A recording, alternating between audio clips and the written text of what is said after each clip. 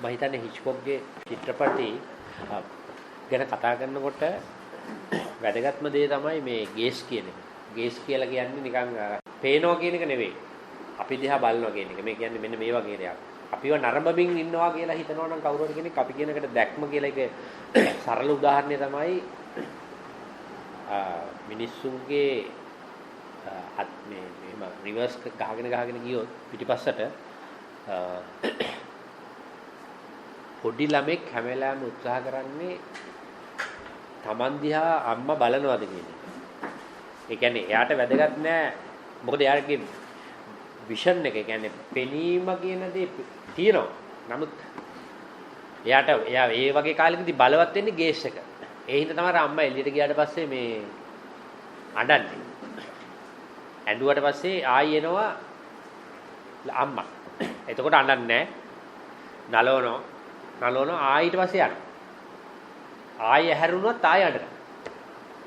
දැන් එතකොට දැක්ම කියලා කියන්නේ මාව කෙනෙකු නරඹනවායයි සිටීම. හරිනේ. ඒතර ඒක තමයි මේ ඇහැ සහ දර්ශනය කියලා පෙන්වුවේ. අපිට එකක් සංකීර්ණ කරන්න පුළුවන් ඉස්සරහදී. මම කියන්නේ දැන් මේ ක්‍රියාවලිය තමයි සිනමාවේ ඕනෙම විෂුවල් මීඩියා එකක තියෙන තියරි එක.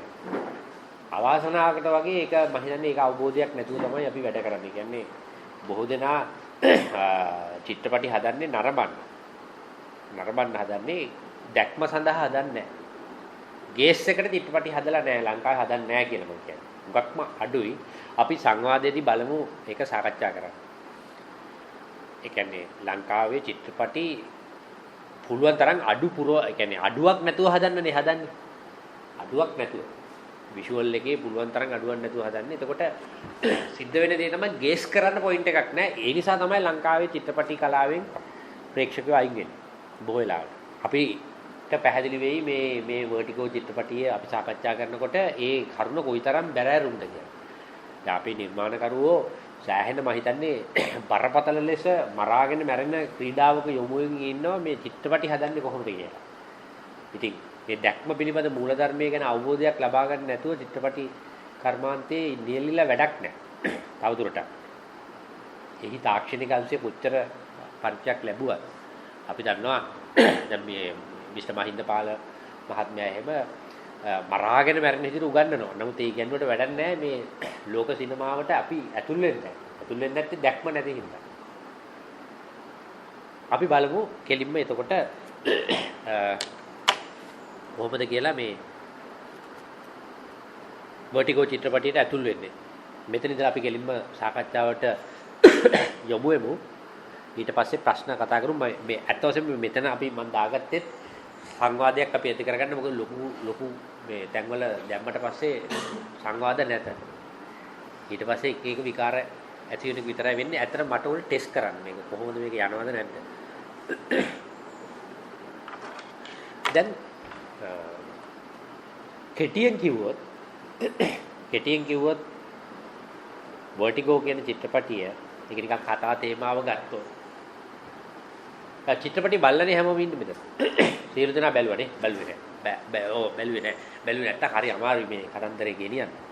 දැන් අපි කතාව නිකන් කෙටියෙන් කතාව කිව්වොත් නිකන් අපිට ඕන විදිහට කතාව කිව්වොත් මෙන්න මේ වගේ දෙයක් තියෙන්නේ. එක්තරා සැමියෙකුට අවශ්‍ය වෙනවා අපි නොදන්නා හේතුවක් නිසා තමන්ගේ බිරිඳව ඝාතනය කරනවා. ඒ සඳහා ඔහු යම් ස්ත්‍රියක්ව කුලියට ගන්න.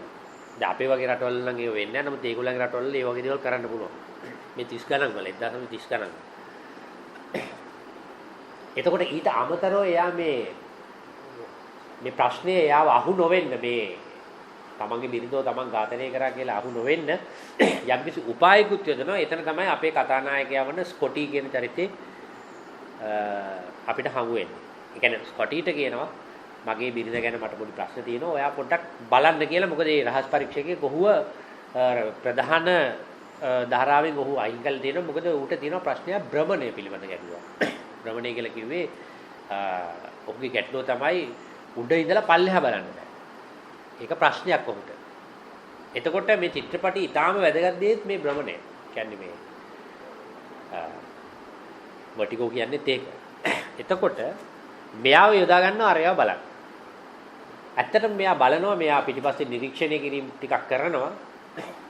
මෙයාට ආස හිතෙනවා යා. ඒක ඇයි කියලා අපි දන්නේ නැහැ. ලැකාන්ගේ විදිහට කිව්වොත් එහෙම ඔබ්ජෙක්ට් එකක් වෙනවා කියලා කියන්න පුළුවන්. කවුරු හරි අපිට අපි දන්න හේතුවක් නැතුව අපි කෙනෙකුට කැමති වෙනවා කියන්නේ අපේ ආශාවේ කෝස් එක. එහෙම නැත්නම් අපේ ආශාවේ හේතුව ඔහු හෝ ඇය තුළ තියෙනවා කියන්නේ. ඒකට ඇත්තටම මේ ස්කොටිට වෙන්නේ මැඩලින් සම්බන්ධයෙන් එවැනි දෙයක්. මෙයා පස්සෙන් යන. මෙයා පස්සෙන් යෑමම තමයි ඇත්තටම අර එල්ස්ටර් කියන සැමියාට අවශ්‍යත්. මොකද මේ පස්සෙන් යෑම වැදගත් වෙනවා. එක්තරා දවසකදී එයා බෙල් ටවර් එකට කියන්නේ පල්ලියේ ටවර් එකට නගින්න යනවා. නගින්න යනකොට මෙයාත් අරයාගේ පස්සෙන් යනවා. යම් දුරකට පස්සේ මෙයාට පේන්නේ මෙයා උඩට ගියා කියලා තේරෙනවා. ඊට පස්සේ සද්දයක් ඇහෙනවා. මෙයාට එතනින් එහාට බලන්න බෑ දේවල් තේරෙන්නේ නැහැ. ඊට පස්සේ ආයි අමාරු අපි බැලුවට පස්සේ අපිට තේරෙනවා මෙයාව මැඩලින් වැටිලා වහලක වැටිලා ඉන්නවා. සිද්ධිය එතන ඉවරයි. ඊට පස්සේ මෙයා පාරේ යනවා. පාරේ යද්දි මෙයාට පේනවා ආයිසරයක් තව ගෑණියෙක් අරයාගේ චර්යාවල් වගේ තියෙනවා. මැඩලින්ගේ චර්යාවන් තියෙනවා. ඊට පස්සේ එයා පිටිපස්සේ යනවා. ගිහිල්ලා එයාත් එක්ක යාළු වෙනවා. යාළු වෙලා එයාට කියනවා එයා ජුඩි. එයාට කියනවා කරුණාකරලා මේ මං වට හරි මේ මං ආදරය කරපු ගෑණියෙක් ඉන්නවා. ඔයාට බැරිද එයා වගේ සැරසෙන්න කියලා. ඒ කියන්නේ ඔයා එයාගේ වගේ කොණ්ඩේ හදන්න ඇඳුම් පැළඳුම් අඳින්න කියන එක එයා ඉල්ලා හිටිනවා. හරියක් කැමති වෙනවා. කැමති වීමෙන් අනතුරුව ආයිසරයක් අර අතෙන්ටම යනවා පැරණි ප්‍රේම කතාව සිහි කරන්න. සාමාන්‍යයෙන් මේක අර පිරිමියාගේ පැත්තෙන් ගත්තොත් අර කතාව සිහි කරන්නම තමයි මේ ආයිසරයක් යනවා. එතනදී ආයිසරයක් ওই දෙවෙනි ඉස්සියත් වැටෙනවා. එතකොට අපිට ප්‍රශ්නයක් ඇති වෙනවා මොකද්ද මේ උනේ කියලා. ඔක තමයි නිකන් දල වශයෙන් කිව්වොත් කතා සාරාංශය හැටියට. නමුත් ඔය අතරමැද්දේදී අපිට එන ප්‍රශ්න වගේක්. ඒ අතරමැද්දේ ප්‍රශ්න ටික තමයි ඊටාම වැදගත් ප්‍රශ්න ටික. ඒ තමයි ලියුබක ස්වරූපෙන් ජුඩි හරියට කියන්න උත්සාහ කරනවා මම ඇත්තට වශයෙන්ම මේ මැඩලින්ගේ මර්ඩර් කේස් එකට මම සම්බන්ධයි. මට මේක වට කියන්න ඕනේ කියලා. හැබැයි උනාට ඒක එයා කියන්නේ නැහැ. ඒක ඉරලා දානවා පැත්තකට දානවා. එතකොට එයා කියන්නේ නැහැ. ප්‍රශ්නේ තියෙන්නේ ඇයි ඒක අපිට කිව්වේ අපිට කිව්වොනාට චිත්‍රපටයේ ප්‍රධාන භූමිකාව වන ස්කොටි දන්නේ නැහැ. ස්කොටි දන්නේ නැහැ මේ ඇත්තටම මෙයයි. මෙයා මේ මර්ඩර් කේස් එකට සම්බන්ධයි කියලා. මේක තමයි සරල දෘශ්‍යමානය. චිත්‍රපටයේ වර්ටිගෝ කියන චිත්‍රපටයේ දෘශ්‍යමානය. නමුත් ඊට වඩා අපි මේ චිත්‍රපටිය ගැන ගැඹුරට ගියාම අපිට ඊට වඩා දේවල් තේරෙන්න ගන්නවා. සාමාන්‍යයෙන් දැන් වෙනකොට සලකන්නේ මේ චිත්‍රපටිය ලෝකේ හොඳම චිත්‍රපටිය හැටියට. සාමාන්‍යයෙන් මේ වෙනකොට සලකන්නේ. ඒකත් මම හිතන්නේ අපේ සාකච්ඡාවේ අවසාන වෙනකොට තේරෙයි ඇයි මේක මේ චිත්‍රපටියේ මේක හොඳම එකක් වෙන්නේ කියලා. දැන් ලංකාවේ හොඳම චිත්‍රපටිය හැටියට දැන් සැලකෙන්නේ නිධානය කියන චිත්‍රපටිය. නිධානය. අපි බලමු වර්ටිගෝ චිත්‍රපටිය අපි නිකන් කතාව අක්‍රමවත්ව කතා කරා. ඒකේ කතාව පොඩ්ඩක් පැහැදිලි බලන්න. චිත්‍රපටිය බලන්න බැලුවේ නැත්නම් මේක තේරෙන්නේ නැහැ වැඩක් නැහැ. අපි ක්‍රමානුකූලව අපි දැන් යන් චිත්‍රපටිය ඇතුළට. දැන් මම ඊළඟට කියන්න යන්නේ මේ චිත්‍රපටිය ගැන ඉතාම අපූර්ව කියවීමක් කරපු. දැන් ලංකාවේ නම් චිත්‍රපටි විචාරය කියලා කියන්නේ මට අනුව කියන්නේ මේ ලංකාවේ චිත්‍රපටි විචාර කියන්නේ ඇත්තටම මලකෝලක් කියලා මම කියන්නේ. මලකෝලක්. ඒවා කොච්චර මලකෝලන්ද කියලා තේරෙයි මම අද මේ සාකච්ඡාව අවසන් වෙනකොට. ඒව මලකෝලක් මට. එතකොට අපි බලමු මේ චිත්‍රපටිය පිළිබඳව ඉතාම අපූර්ව කියන්නේ පෙර නුදුටු ਵਿਚාරයක් කරා මේ විලියම් රොත්මන් කියලා ਵਿਚාරකයෙක්. දැන් එයා මෙන්න මේ වගේ එකක් තමයි කියන්නේ. දැන් මේ චිත්‍රපටිය බලපු යන්න මේක තේරෙයි. ඔයගොල්ලන්ට මතක ඇති අර ජුඩි මාලයක් දාගන්න එක සිද්ධිය. අන්න එතන කියන්නේ මේ කියන්නේ. හරිනේ. මෙන්න එතනින් පටන් ගමු අපි. කල්පිතයක්. එයා යම් ආකාරයක හයිපොතීසිස් එකක් උපන්‍යාසයක් නේ. කියන්නේ හයිපොතීසිස් කියන්නේ උපන්‍යාසයක්. උපන්‍යාසයක් එයා ගොඩනගනවා මෙන්න මෙහෙම. ජුඩි විසින් මාලය තෝරා ගැනීම තීරණය කරන්නේ දැනුවත්ව. ඒ කියන්නේ යා මේ මාලේ දානවා කියන එක තීන්දුව මේ කියන්නේ රොත්මන් කියන්නේ. මේක තීන්දුව කරන්නේ දැනුව. එවිට ස්කොටි දැනගන්නවා අය කවුද කියලා. හරිද? ඒ කියන්නේ දැන් අපිට එන ප්‍රශ්නේ තමයි දැන් මෙයා දානවා. අරයා ඉන්නව දන්නේ නැහැ වගේ. හරිද? දැන් මේක ඇත්තටම අපිට හිනහත් යනවා. හිනා ගියාට බලන්න අපි සියලු දෙනාගේ ජීවිතේ රඳාපවතින නිලය තියෙන්නේ මෙන්න මෙතන. ඔන්න ඔය තැන. ඔන්න ඔය තැන තමයි නිලය තියෙන්නේ. මුල සිටම ස්කොටිව හඹා යන්නේ ජුඩි. දැන් ඒ කියන්නේ සරලව කිව්වොත් දැන් අපි මේ ෆිල්ම් එකේ දෘෂ්ටි කෝණයෙන් බලනවා වගේම අපි දෙවෙනි වර කියවීමකට මේ චිත්‍රපටිය ගියොත් අපිට පැහැදිලි වෙනවා මේ ජුඩිට ලොකු වමනාවක් ඇති වෙනවා ස්කොටිව ආකර්ෂණය කරගන්න. හේතුව තමයි ඇය දන්නවා මැඩලින්ගේ චරිතය රඟපෑවේ එයා කියලා. අන්න ඒක වැදගත් දෙයක්. ඒ කියන්නේ දැන් එයානේ රඟපෑවේ. ඒතර එයා දන්නවා මම මේ අනුන්ගේ චරිතයක් රඟපෑවා වුණාට මේ මිනිස්සයා කොච්චර ආදරය කරාද කියලා එයාට. එතකොට ඒක අර රහස් පරීක්ෂක කතාව පස්සෙකට දාලා ආදර කතාව ඉස්සරහට එනවා. අපි මෙලෝ ඩ්‍රාමා එකක් වගේ මතුවෙන්න ගන්නවානේ. දැන් කියන්නේ මෙතන රහස් පරීක්ෂක කතාව කියන්නේ අර කොන්ත්‍රාත් එක දුන්න කෙනා ලෝක අවුලකට යන්න නියමිත වැඩක් තමයි මේ සිද්ධ වෙන්නේ ඇත්තටම. මේ වගේ දෙයක් බ්ලඩ් සිම්පල් අර කොහෙන් බ්‍රදර්ස්ලාගේ චිත්‍රපටි වලත් ගොඩක් වෙලාවට තියෙනවා. ඒ කියන්නේ කොන්ත්‍රාත් බාර දෙන අය විනාශ වෙනවා කොන්ත්‍රාත් එක නිසා. නැත්නම් කොන්ත්‍රාත් එක දෙන්නේ වෙන කෙනෙක්ව මරන්න කියලා. නමුත් අවසාන විග්‍රහයකදී ඒක අනිත් පැත්ත වෙනවා ඩයලෙක්ටිකව. ඇත්තට මේ චිත්‍රපටියේ අපිට පහදන්න නැති හේතුවක් නිසා ස්කොටි පස්සේ යනවා අරයා. හැබැයි අපිට තේරෙනවා අපි වුණත් එහෙමයි කියලා. දැන් පැහැදිලිද ඒ කියන එක? ඒ කියන්නේ දැන් අපි තේරුම් ගත යුතු දේ තමයි ජුඩි කියලා මේ පස්සේ එන චරිතේ දන්නවා මම මැඩලින් කියලා.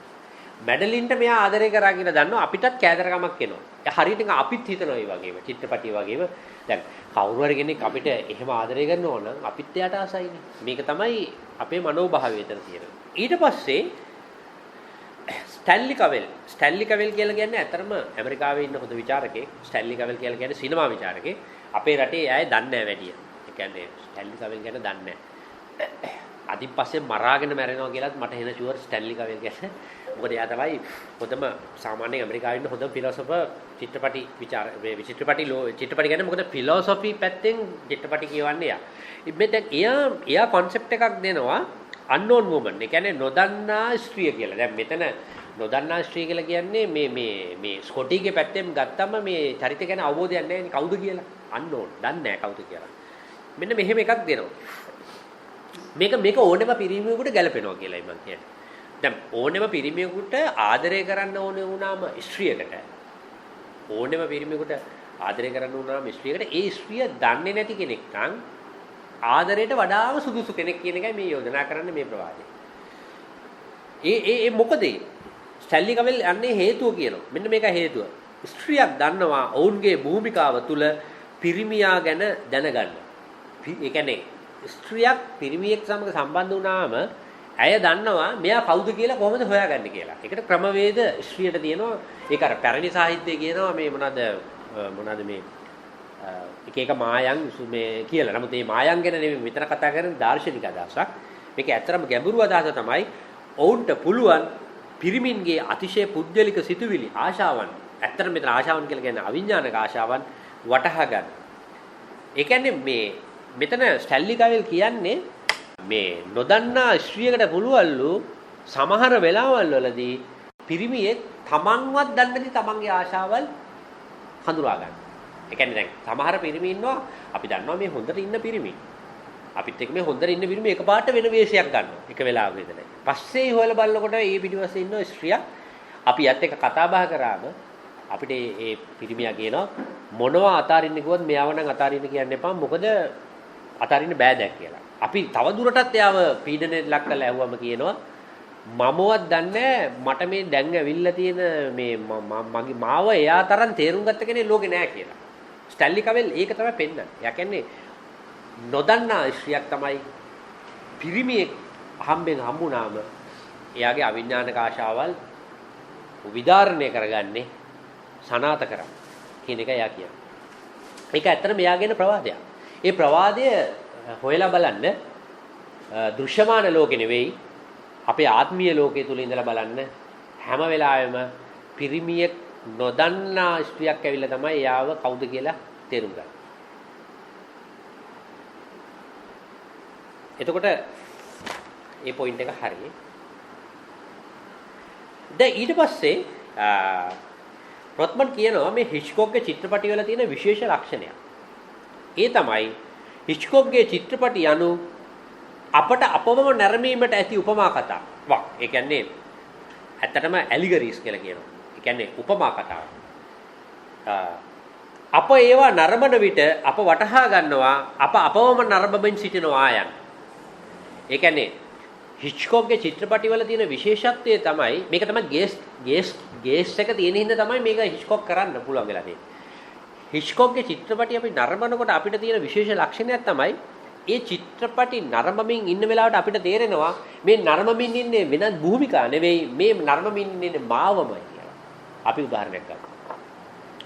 සයිකෝ චිත්‍රපටියේ එක්තරා මොහොතකදී මේ සීන් එකට පස්සේ ඒක ඇතුළට අර මරපු මාරියන් පේන්ස් දාලා මේක ගිනිනවා අර විලට. මේක ගිල්ලලා දාන්න. ගිල්ලලා දාන්න යනකොට කල්පනා කරලා බලන්න ධනවාදී සමාජයක ජීවත් වෙන්න අපි ඕනේ කෙනෙක්ගේ පපුව හොස් ගාලා යනවා. දැන් මෙතන ඩොලර් 45000ක් තියෙනවා. අපරාධනේ කියලා හිතෙන්නේ නැද්ද? හිතෙනවා. දැන් බලන්න කවුද? නෝමන් බේට්ස් නෙවෙයි අපි. අපි ඉන්නේ එතන. දැන් මේක ලංකාවේ හදන තටමල චිත්‍රපටි හදනයන්ට පුළුවන් ද ඔය වගේ දෙයක් කරගන්න. බෑ. මේක තියරි එක ඉගෙන ගත්තොත් පුළුවන්. දැන් ඊට පස්සේ මොකද වෙන්නේ? මේක දැන් අර කමන් නැහැ කියලා ඒකත් හරි මොකක් හරි ප්‍රශ්නයක් නැහැ කියලා ඔන්න දැන් වාහනේ ගිලීගෙන ගිහිල්ලා එක තැනක ටක් ගාලා නතර. නතර වෙච්ච එකන් අපිට මොකද වෙන්නේ? කියලා කියනවා අපිට. ඇයි ඒ? දැන් මේක මෙතන නතර වුණොත් මිනිමරුවට අහු වෙනවා මේ යකාව. මිනිමරු අපේ ඥාතියෙක්ද? නෝමන් බේට්ස් අපේ ඥාතියෙක් නෙවෙයිනේ. දැන් අපිට එනවා ලැජ්ජාවක් ඊට පස්සේ යකෝ මම විනාඩියකට හරි මිනිමරුවෙක් වුණානේ. තප්පර 10කට හරි. යන්තම් කවුරුවත් දැක්කේ නැහැ නේද කියලා වටපිට බල්ලේ වෙලා මට අදාළ නැහැ. මෙන්න මේක තමයි මේ රොත්මන් කියන්නේ. හිච්කොක්ගේ සිනමාව අපිට අපිවම නරඹන්න තිබෙන කවුලුවක් කියලා. අපිට අපිව නරඹන්න. දැන් ලංකාවේ නම් චිත්‍රපටි හදලා තියෙන්නේ අනුන්ව නරඹන්න. කාගේ හරි කකුලක් කරව මේව ඉතින් ඒව නරඹ පිස්සු විකාරකාරෝ. දැන් මට ඊයේ කෙනෙක් කිව්වා මේ ඊයේ චිත්‍රපටයක් ගැන කතා කරාලු ස්ක්‍රිප්ට් එකක් ලියන්නේ නැතුව මේ එක විකාර බහූත ලියලා. දැන් ඒව මේ වෙලා තියෙන මේ ජර්මන් තානාපති කාර්යාලවල තමයි ඒව තියෙන්නේ. උන්ටත් පිස්සු මං කියන්නේ. දැන් උන්ගේ රටවල තමයි ඕවා කරලා හරියන්නේ නැහැ කියලා ඉවරලා ආයි ස්ක්‍රිප්ට් එකට එන්න ඕනේ කියලා. හිතට එන්නේ සිතුවිලි ආරෝමයක් කරලා බැලුවනේ ඉතින්. ඒව මේ අවුරුදු 50 60 පරණයි. පරණ මගුල් ආයි කරලා ආයි කතා කරනවා. අම්මට සිතට නැගෙන සිතුවිලි චිත්‍රපටි මේ ලොකේෂන් එකේ කරාම මාර වැඩක් නේ කියලා. මාර වැඩ නෙවෙයි එක එකාගේ විපරිත මේ පර්වර්ෂන් තියෙන්නේ. අන්නේ විපරිත පර්වර්ෂන් දැන් අපි තුම ඇහෙන් කබයක් එනවා. කබේ අරගෙන හටේ දාගෙන ලෙව කනවා.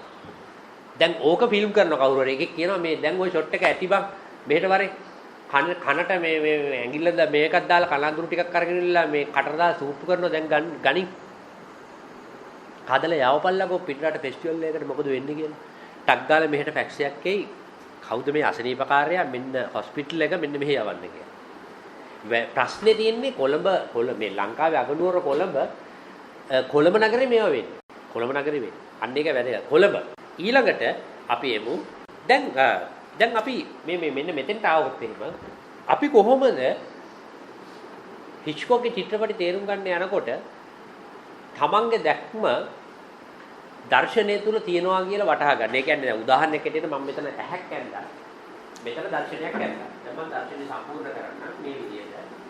දැන් මෙතන තියෙන ඇහැ නෑ. මම කියන්නේ. තමන් නරඹන දේ තුල තමන්ගේ ඇස නැහැ කියන එකයි මේ කියන්නේ. ඒක ටිකක් වැදගත්.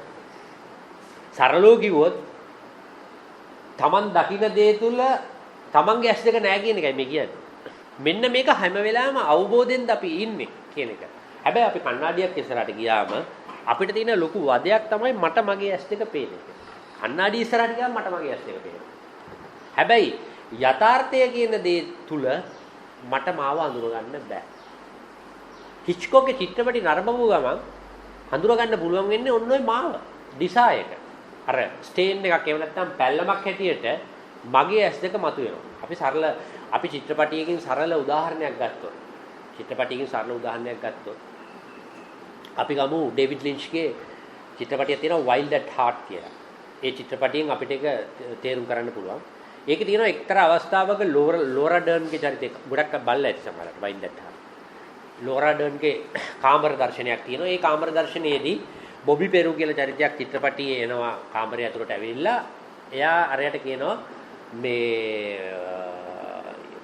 මෙන්න මෙහෙම වාක්‍යයක් මෙන්න මෙහෙම වචනයක් කියනවා මේ උඹ දැනගනින් උඹ මට කියන්න ඕනේ මට හුකපන් කියලා කියනවා අරගෙන තක් වීර වෙලා යනවා ඊට පස්සේ කොහොමාරි ළඟට ගිහිල්ලා අරම මේකලා බෙල්ලෙන් අරලා මිරිකලා කියනවා දැන් උඹ කියන්න ඕනේ අරක කියන්න ඕනේ කියලා කියපන් කියලා ඊට පස්සේ මොකද වෙන්නේ ඇත්තටම යම් වෙලාවක් මෙයාව පෙළඹෙව්වට පස්සේ අර මේ ලොරඩන්ගේ චරිතය කියනවා හිවින් බොහොම සද්ද ඇහෙන්නේ නැහැ උකපන් කියලා.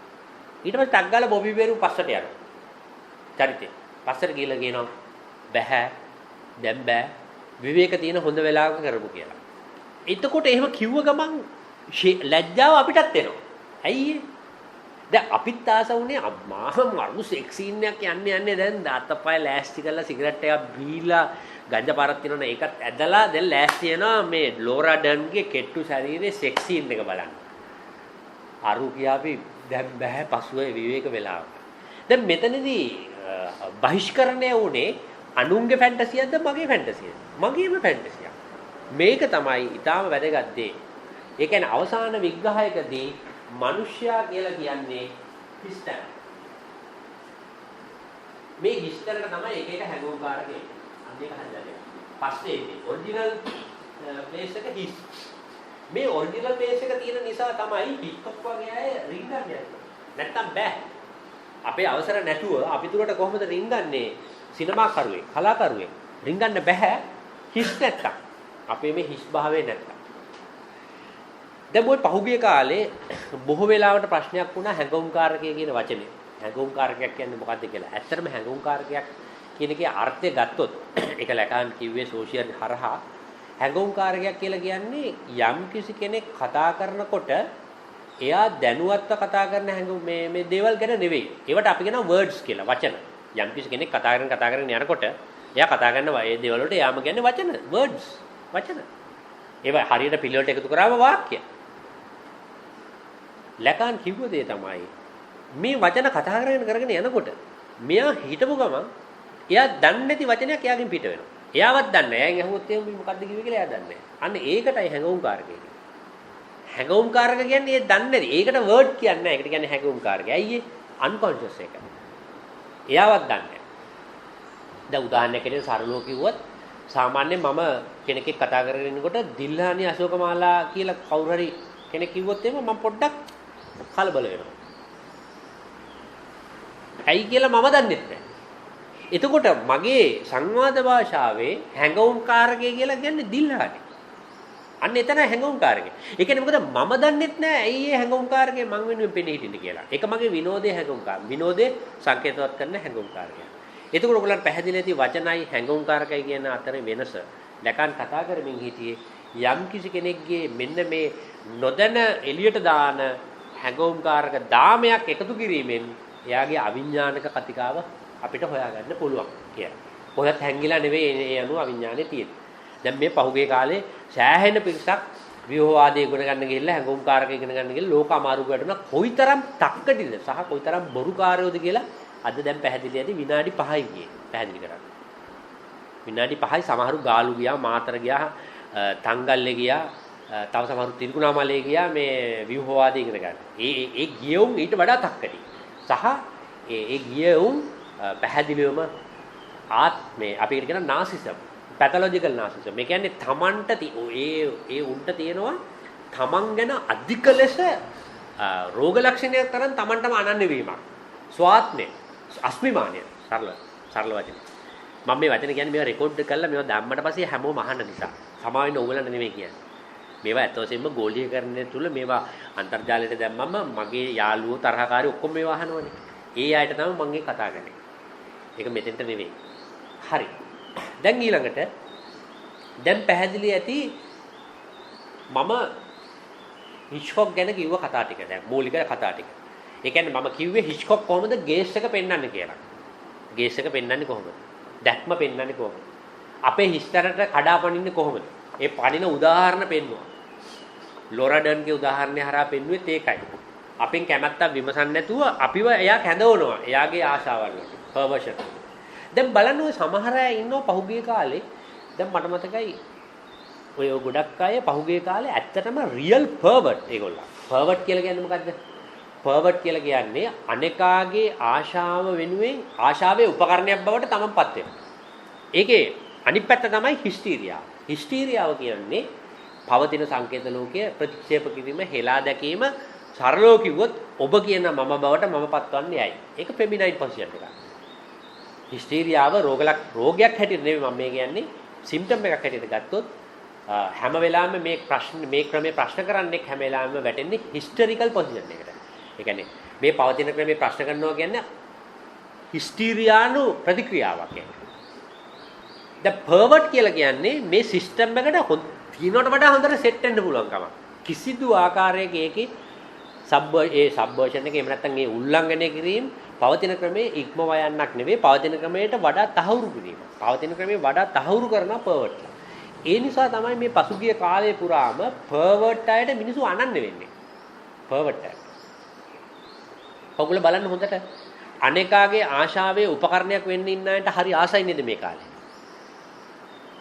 දැන් අපි තුමු දැන් ගෑල්ලමෙක් ඉන්නවා. ඒ ගෑල්ලමයා කියනවා මට වා කියනකොටම පර්වර්ට් වතුර ගෙනල්ලා දීලා. ඇයි අර ගෑල්ලමයා හනු මොකද්ද මම වයන් විතරනේ කිව්වේ කියලා. නෑ ඉතුරු තුයන්න රයන්න නේද කියලා අහනවා. කියලා මෙන්න ඒ ළමයා මේ ළමයා කියන ඔයා පුදුම කෙනෙක් නේ. ඔයාට මම පුදුම ආදරයක් ඇති වුණානේ මට. මම වයන්න කිව්ව ගමන් මම මේ ඔය හිටියේ පත්තරෙත් දාලා බැලුවා ඒත් හම්බුන්නේ නැහැ. මෙන්න අපෙන් මත හම්බුණා. බලනකොට පර්වර්ට්. ඌ සිගරට් කොට වලින් මේ ගෑනුම පුච්චන කෙනෙක්. පස්සේ හොයාගන්නේ. පස්සේ ඒ ගෑණිගේ කකුල පිච්චුවාට පස්සේ මේ තමයි දැනගන්නේ අම්මට සිරි මේ යකප මේ ඉස්පිතාලේ ගෙනියන්න ඕනේ කියලා. ඒ වගේ උන් තමයි මේ පහුගිය කාලේ චිත්‍රපටි කලාව අරෝමිය කතා කර කර ඉන්නවා මේ මානව දයාව අරෝමිය කතා කරනවා. අපේ වැදගත් මිනිස්සුත් ලැජ්ජාවක් නැතුව උන් එක අනන්න වෙලා ඉන්නේ. පහුගිය කාලේ. ඒතර මම හිතන්නේ ඔය මූලික කරුණු ටික මම පැහැදිලි කරා. දැන් කෙනෙක් අහන්න පුළුවන් ප්‍රශ්නයක් මොකද්ද මේ දැක්මේ ඇති වැඩේ කියලා. ගේස් එකේ ඇති ඒ කියන්නේ ගේස් එකෙන් ඇති වැඩේ මොකද්ද? දැක්මෙන් ඇති වැඩේ මොකද්ද? අපි පොඩි උදාහරණයක් ගමු. පොඩි ළමයා අඬනවා. පොඩි ළමයා අඬනවා අම්මාම නතර වෙනවා. ඒ කියන්නේ මොකද්ද? ගේස් එක ආවා. ගේස් එක ආවා. මේක අදාළ නැද්ද මේ සංකේත අනන්‍යතාවලට? සංකේත අනන්‍යතාව කඩා වැටෙන තැන නේද දැක්ම. සංකේත අනන්‍යතාවය කඩා වැටෙන්නේ දැක්ම තුලදී. දැක්ම කියලා කියන්නේ මුකුත් නැහැ වොයිඩ් එක කියන්නේ. මට මගේ ආසාව මුණ ගැහෙන තැනේදී සංකේත ප්‍රබන්ධය බිඳ වැටෙනවා කියන එකයි මේක කියන්නේ. අපි ඉස්සරහට යමු. ඇයි මිනිස්සු සමහර වෙලාවට තමන්ගේම දැක්ම නිරාවරණය වීමට ඉඩ දෙන්නේ? තවත් සමහර වෙලාවට ඒකට විරුද්ධ වෙන්නේ. ඒ ප්‍රශ්නෙම අපිට මෙහෙම අහන්න පුළුවන්. ඇයි මිනිස්සු සමහර දෘෂ්ටිවාදවලට විතරක් එකඟ වෙන්නේ? තව සමහර ඒවාට විරුද්ධ වෙන්නේ. අපි සරලව කිව්වොත් ලංකාවේ මහජනයා පහුගිය කාලේ ජාතිවාදයට ඇයි එකඟ වුණේ? ඇයි කුඩා කට්ටියක් විතරක් විරුද්ධ වුණේ? අපි අහුවොත් මිනිසුන්ගේ ඇයි මේ සමහර දෘෂ්ටිවාදයන් වලට එකඟ වෙන්නේ සමහර ඒවාට විරුද්ධ වෙන්නේ? අපි ඊළඟට බලමු තවත් චින්තිකාවක් ඇතරම. මෙයා ගැන මම ඉස්සර කතා කරලා තියෙනවා. නමුත් ඒක පහුගිය කාලේ එක අතහැරලා දැම්ම මොකද ඒක තේරෙන්නේ නැති නිසා. නමුත් ආයි අපිට ගන්න පුළුවන් ජෝන් කොජෙක් කියලා කෙනෙක් ඇමරිකාවේ විචාරිකාවක්. එයා මෙන්න මේ වගේ මේ ප්‍රශ්නයක් මතු කරනවා. අප ජීවත් කරන මෙම පශ්චාත් පූජනීය. ඒ කියන්නේ මේ අපි මේ දැන් ජීවත් වෙන්නේ මේ සේක්‍රඩ්. ඒ කියන්නේ පූජනීයත්වය අදහන සමාජයක නෙවෙයි. හැම දෙයක්ම ලෞකික කරන සමාජයක. අප ජීවත් වන මෙම පශ්චාත් පූජනීය සමාජය තුල කිසිදු අනුභූති උත්තර හර පද්ධතියකට ඉඩක් නැහැ. මෙතන අනුභූති උත්තර කියලා කිව්වේ පංචේන්ද්‍රයන්ට ග්‍රහණය නොවන කියන එක. දැන් අපි කොත් එහෙම අපි කෙනෙකුට තව කෙනෙකුට ආදරය කිරීම. අල්ලලා පෙන්වන්නේ කොත් එහෙම කිලෝග්‍රෑම් කීයද ආදරය? හා? එහෙම නැත්නම් කෙනෙක් ආදරය කරනකොට උෂ්ණත්වය කොච්චර පල්ලෙහා යනවද? හાર્ට් බීට් එක කොච්චර? ඕවා නෙවෙයිනේ ආදරය කියලා කියන්නේ. ඒතර ආදරය කියන එක අපිට අල්ලන්න බෑ. ඒක විඥානයේ ස්වභාවයක් විතරයි. එතකොට මේ ජෝන් කොජෙක් කියන්නේ අපි ජීවත් වෙන මම පශ්චාත් පූජනීය සමාජය තුළ කිසිදු අනුභූති උත්තරහාර පද්ධතියකට ඉඩක් නැත. ඒ නිසා දෙවියන් වෙතට ළඟා වීමේ මගක් නැත. සංකේත ලෝකයට කිසිවක් පිටතින් නැත. දැන් ඊළඟට ප්‍රොජෙක්ට් මේක තේරුම් කරනවා. දැන් අපි ජීවත් වන්නේ දෙවියන්ගේ යුගයක නෙවෙයි. ඇයි හේතුව විද්‍යාව සහ හේතුව විසින් අපේ සමාජයේ සම්පූර්ණයෙන්ම විග්‍රහ කිරීම බාර අරන් තියෙනවා. ඒ නිසාම දෙවියන් පලා හැරලා තියෙනවා. දෙවියෝ නැහැ කියන එකයි මේ කියන්නේ. දෙවියන් අපි පිළිගන්නේ නැහැ. දෙවියෝ කියන්නේ බොරුවක් කියලා මාක්ස්වාදීනුත් කියනවා. අනිකුත් විද්‍යාත්මක චින්තනවලුත් කියනවා. ඒ නිසා අපි දෙවියන්ව පළවා හැරලා තියෙනවා. ප්‍රොජෙක්ට් අවශ්‍ය වෙනවා මේ දෙවියන් පිළිබඳ අදහස යලි නිර්වචනය කරන්න. එතනදී දෙනිස් දිදරෝ ගැන අහලා ඇති. දිදරෝ කියලා කෙනෙක්. ඒ ਵਿਚාරකයා යම් ආකාරයකට චිත්‍ර ගැන කියන එකක් මෙතන ගේනවා. චිත්‍ර ගැන කියන අදහසක්. සරලව කිව්වොත් දිදරෝ කියන්නේ මෙන්න මේ වගේ දෙයක්. චිත්‍රයක් අප නරඹන්නේ වචනේ ඉක්මවා යෑමේ අත්දැකීමක් උදෙසාය. එයින් අදහස් කරන්නේ චිත්‍රයක් නැරඹීමෙන් කෙනෙකු අඬනවා නම් තමයි ඒ චිත්‍රය ප්‍රේක්ෂකාවක් බවට අපිපත් වෙන්නේ කියන එක. ඒ කියන්නේ දිදරෝ කියන්නේ 18 වෙනි සියවසේ ගොඩක් චිත්‍ර ඇඳලා තියෙන්නේ අඬන්න කියලා. අන්න එක වැදගත්. අඬන්න. එතකොට ඒකෙන් එයා කියන්නේ දැන් අපි චිත්‍ර බලනකොට ඒ කාලේ අර භූමිකා දැන් අඳිනවනේ මෙහෙම භූමිකා. ඒ කියන්නේ එක චරිත. ඒ දෙවියන්ගේ අහවලා දෙවියන්ගේ මෙයා ගෙවිලිය ඔහොමම චරිත අඳිනවනේ නේද? දැන් දිදරෝ කියන්නේ අපි ගිහිල්ලා මේ චිත්‍රය ඉස්සරහට ගියාම ඒගොල්ලෝ අපි දිහා බලන් ඉන්නවා. අපි ඒගොල්ලෝ දිහා බලන් ඉන්නවා. මම කියන්නේ ඒ කාලේ. දැන් නම් කවුරුත් බලන්න යන්නේ නැහැ. එහෙම ඇත්තටම ඒ කියන්නේ දැන් බොහෝ වෙලාවට මෙහෙම ඉරි කෑලි අරෝමේවනේ ගහන නිසාම බොහෝ විට වෙන දෙයක් තමයි බලන් ඉන්නවා කියන එකක් නැහැ. හරිනේ. හැබැයි මෙයා කියන්නේ අපි කෙනෙක් ගිහිල්ලා චිත්‍රයක් ඉස්සරහට ගිහිල්ලා චිත්‍ර දිහා බලන් ඉන්නකොට චිත්‍රයේ තුල ඉන්න පාත්‍ර වර්ගයා දන්නේ නැහැ අපි එයා දිහා බලන් ඉන්නවා කියලා. ඒගොල්ලෝ දිහා බලන් ඉන්නවා කියලා. ඒක එයා උපමා කරනවා සාමාන්‍යයෙන් ප්‍රදර්ශනකාමී. එහෙම නැත්නම් එක්සිබිෂනිස්ට්. ඒ කියන්නේ කවුරුද දන්නවා සමහර මිනිස්සු ඉන්නවා පාරේ ගිහිල්ලා එකපාරටම බාලිකා පාසල් ළඟට ගිහිල්ලා සිප් එක ගලවනවා. සිප් එක ගලවලා මොනවද චුට්ටක් පෙන්වන්න යනවා. පෙන්වන්න ගිය ගමන් එයාට අවශ්‍ය වෙන්නේ අනෙකෙකු දැකීම. අන්න එක වැදගත් දෙයක්. අනෙකෙකු දැකීම. හැබැයි වැරදිලා දැක්කොත් මොකද වෙන්නේ? එයාට ගහන්න ගන්න. ඒක දඬුවම. එතකොට මෙතන මේ දිදරෝ කතා කරන එක නූතන භාෂාවකට ගෙනාවොත්, නූතන මනෝවිශ්ලේෂණ භාෂාවකට ගෙනාවොත් ප්‍රදර්ශනකාමියෙක් හැම වෙලාවෙම කරන්නේ දැන් වගේ කාලෙක චිත්‍ර ප්‍රදර්ශනයකට අපිට ගියාම අපිට කොයි වෙලාවකවත් හිතෙන්නේ නැහැ බාලිකා පාසලක ඉස්සරහා ප්‍රදර්ශනකාමියෙක් කරන දේද මේ ලයිනල් ඉවෙන්ට් වගේ වැදගත් තැනක මේ කැන්වස් මත ඇඳමින් කරලා තියෙන්නේ කියලා. අපිට මේ හිතෙන්නේ නැහැ දැන්. මොකද අපිත් වැදගත් චිත්‍ර ශිල්පියොත් වැදගත් වැඩි. හැබැයි 18 වෙනි දිවසේ වෙනකොට මේක ඇත්තට වැදගත් නැති නිසා මේක යම් දේවල් පේන්න ගන්නවා. එතකොට අපි තේරුම් ගත යුතු දෙයක් තමයි චිත්‍රයක් අඳින මිනිහෙක් අපි හිතන්නේ චිත්‍ර අඳින්නේ අර්ථයකට කියලා. අපිට හැම වෙලාවෙම චිත්‍ර විචාර විසින් ලංකාවේ උගන්වලා තියෙන්නේ චිත්‍ර අඳින්නේ තේරුමකට. චිත්‍ර ශිල්පියා එක්කෝ චිත්‍ර වෙනුවෙන් කතා කරනවා. සමහරු ඉන්නවා කතා කරන්නේ නැතුව අපි වගේයන්ට කතා කරන්න කියලා. ඇත්ත වශයෙන්ම චිත්‍ර විචාරකෙක් තේරුම් ගත යුතු දේ තමයි චිත්‍රයක් අඳින මිනිහෙක් චිත්‍රය අඳින්නේ ප්‍රදර්ශනකාමයේ වෙනුවෙන් එක්සිබිෂනිසම් කියන කාරණාව. ඒ කියන්නේ මොකද්ද? ඔහුට අවශ්‍යයි ඔහු අපිට පෙන්වන්න. ඔහුට අවශ්‍යයි ඔහු අපිට පෙන්වන්න. එතකොට එයා අපෙන් ඉල්ලා හිටිනවා ඔබ මාව නරඹන්න කියලා. ඔයගලන්ට පැහැදිලි ඇති ලයිල්වෙන්ට් හරි වෙනත් චිත්‍රකාරයකට ගියාට පස්සේ චිත්‍ර ශිල්පියෙකුත් මෙතන ඉන්නවා. මේ ගියාට පස්සේ චිත්‍ර ශිල්පීන් අතිශය අවිනිශ්චිත භාවයකින් ඉන්නවා. මෙතෙන්ට එන මිනිස්සු මාව බලයිද නැද්ද කියලා. ඇත්තටම ලංකාවේ ප්‍රේක්ෂකයෝ හරිම අකාරුණිකයි. හුඟක් ඇය පාරවල් වල කතා කරගෙන ඉන්නවා මිසක් ගිහිල්ලා බලන්නේ නැහැ. දැන් ඒ අතින් බැලුවොත් වාසනාවන්තයි ලංකාවේ ප්‍රදර්ශනකාමියෙක්. ඇයි ඔහු ගිහිල්ලා යම් ආකාරයකට කලිසමේ සිප් එක ගලවපු ගමන් විශාල පිරිසක් ඔහුට ප්‍රතිචාර දක්වනවා චිත්‍ර ශිල්පියෙකුට වඩා. ඉතින් ඇත්ත වශයෙන්ම පශ්චාත් නූතන ලෝකයකදී චිත්‍ර ශිල්පියෙක් වීමට වඩා යථාර්ථවාදී ප්‍රදර්ශනකාමියෙක් වීම. ඇයි ඔහුගේ ඔඩියන්ස් එක විශාලයි සහ පුළුල් සහ ඇඟට දැනෙනවා. චිත්‍ර ශිල්පියෙකුට ඒ වගේ ඇඟට දැනෙන ප්‍රචාරයක් ලැබෙන්නේ නැති නිසාම ඔහු හරිම මේ ආධුනිකයි එතනදී. දැන් ඔයගලන්ට පොඩ්ඩක් වගේ තේරෙන්න ඕනේ චිත්‍ර අඳින්නේ විනෝදය සඳහා මිසක් අර්ථය සඳහා නෙවෙයි කියලා. අන්න ඒකයි මට මෙතන අවධාරණය කරන්න ඕනලා තියෙන්නේ. චිත්‍ර අඳින්නේ අර්ථයක් සඳහා නෙවෙයි චිත්‍ර ශිල්පියාගේ විනෝදය සඳහා. ඒ කියන්නේ ශිල්ප කරලා පෙන්නන. දැන් ඔයගොල්ලෝ ප්‍රශ්නයක් එන්න බලුවන් කලාකාරයෝ නේද මේ කියලා. අපි මේක සිනමාවටත් එමු. මේ ඉස්සරහින්. චිත්‍රපටියක හරි චිත්‍රයක හරි සරලව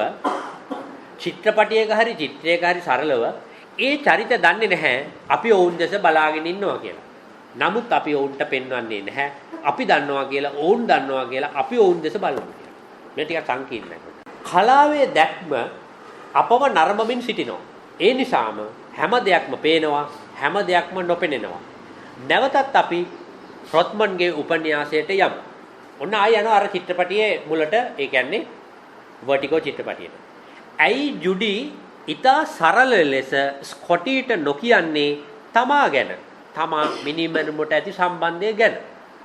ඇයි කියන්නේ? අනෙක් අතට ස්කොටි මැඩලින්ගේ මාලය දුටු විට නිගමනයකට එන්න පුළුවන් ජුඩි කවුද කියලා කියන්න. ඇයි ඔහු එය ඍජු ලෙස නොකියන්නේ? තමන් දන්නා දේ සහ තමන් අතර පරතරයක් තබා ගන්නේ ඇයි? ප්‍රශ්නේ ඒකයි. මේක මෙහෙම වුණොත් දැන් අපි මෙහෙම කියමු. ජුඩි මාලේ දානවා. ස්කොටි එක දකින්න. ටග්ගලයා ගින්දන් කියනවා මේ හලෝ මට වා මාට්ටු. ඔයා අර මිනිමරුවට සම්බන්ධයි නේද? ඔයා මිනිමරුවෙක්. එන්න එපා මාත් එක්ක ජීවිතේට කන්ට දෙයක් ගහලා එලවලා දානවා. එහෙම වුණා නම් වර්ටිගෝ මෙතරම් ශ්‍රේෂ්ඨ ආදර කතාවක් වෙනවා. නෑ. හරි ලස්සන තැනක් එක නේ. දැන් බලන්න අපිටම දාලා බලන්න. ඕනේ තරම් අපි දේශපාලන ජීවිතයේදී අපේ පක්ෂ සමාජිකයන්ට සමාජිකාවන්ට කියනවා මාත් එක්ක එකඟත් වෙලා තියෙන ගොඩක් අය වාඩි කරගෙන මං අහනවා අර බලන්න අරයා අර නන්ද කුමාරයා කතාව වගේ බුදුහාමුදුරුවෝ අර බලන්න අරයා කොයිතරම් අවලස්සන කෙනෙක්ද ඔයාට කොච්චර ගැළපෙන්නේ නැද්ද යා එතකොට ඒක මට කියනවා ඔයා කියනකටත් වඩා හොඳට මට ඒක තේරෙනවා ඒතර මං එයාගෙන් අහනවා එහෙනම් ඒක අතෑරලා දාලා අපි දේශපාලන වැඩ කරමු නේද එයා කියනවා මෙහෙම තමයි ඔව් මම එකඟයි ඔබට දේශපාලන වැඩ කරනවා මේක එකයි. හැබැයි මම එකකට එකක නෑ. ඒක මගේ ප්‍රජාතන්ත්‍රවාදී අයිතිය. මොකද්ද? මට දේශපාලනය කරන්න බෑ අරයන් නැත්තම්. එතකොට මේ ඉන්නේ අර ප්‍රශ්නේම තමයි. මොකද්ද? ස්කොටිගේ ප්‍රශ්නේ. ස්කොටි හොඳටම දන්නවා. ජුඩි කවුද? ජුඩි මිනිමරන්න මේ කොන්තරාත් ගත්ත ගෑණියෙක්. එතකොට ස්කොටි කිව්වොත් එහෙම ජුඩිට ඔයා මිනිමරුව කියලා ලව් එක ඉවරයි. ලව් එක ඉවරයි. ඒ වෙලාව හබස් එතනින් පස්සේ ඉවරයි. ඒතකොට එයා මොකද්ද කරන්නේ? දන්න දේ දන්නේ නැහැ වගේ ඉන්නවා. දන්න දේ දන්නේ නැහැ වගේ ඉන්නවා. බලන්න අපේ ජීවිතයේ හැසිරෙන ව්‍යුහය උතන ඕක නෙවිද? අපි අපේ සමීප ආදරවන්තයන්ට හිතවතුන්ගේ තක්කඩිකම් කැතකම් ජරාකම් හොරකම් මේ ඔක්කොම හොඳට දන්නවා.